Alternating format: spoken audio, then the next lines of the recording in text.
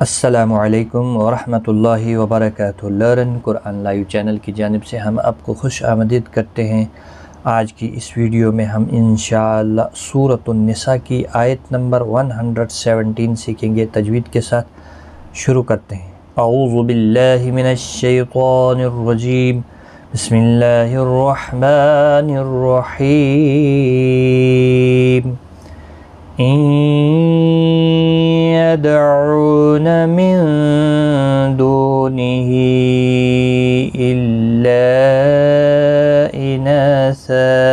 إن يدعون، نون ساکن کے بعد یرملون کا یا آیا ہے، ادغام مع الغنہ ہوگا، دال ساکن پر قلقلہ ہوگا، او واو مدہ ہے، ایک الف کی مقدار کے برابر کھینچ کر پڑھیں گے۔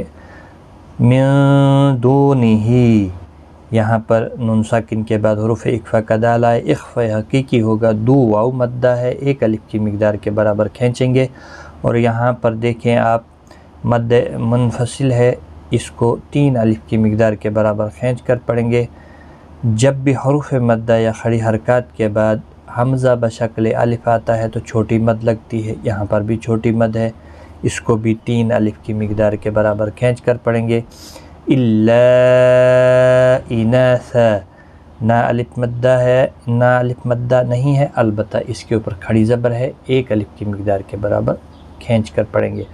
اور یہاں پر وقف کی صورت میں وقف بالابدال ہوگا، تو یہاں پر وقف جائز ہے، آپ رک سکتے ہیں۔ یہاں پر ملانے کی صورت میں یہاں پر بھی ادغام مع الغنہ ہوگا، کیونکہ تنوین کے بعد یرملون کا واو آیا ہے، تو رکنے کی صورت میں یہاں پر وقف بالابدال ہوگا، 2 زبر کو ختم کر کے ایک زبر کے ساتھ وقف کریں گے، الف مدہ بنے گا، ایک الف کی مقدار کے برابر کھینچ کر وقف کریں گے۔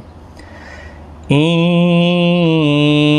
يدعون من دونه إلا إناثا وإن يدعون إلا شيطانا